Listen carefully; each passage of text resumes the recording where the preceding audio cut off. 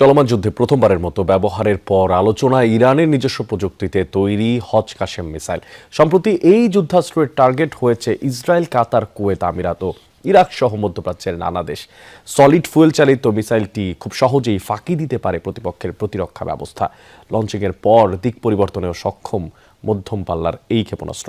Stay সেফের double layer প্রোটেকশনই পিরিয়ডের heavy floor দিনগুলোতে আমাকে রাখে নিরাপদে। Stay safe. আইআরজিসির সাবেক কমান্ডার কাশেম সোলাইমানির নামানুসারে তৈরি মিসাইল হজ কাশেম। চলমান যুদ্ধে প্রথমবারের মতো এই ব্যালিস্টিক ক্ষেপণাস্ত্র ছুড়েছে ইরান। এরপর থেকেই আলোচনায় তেহরানের নিজস্ব প্রযুক্তিতে তৈরি এই যুদ্ধাস্ত্র।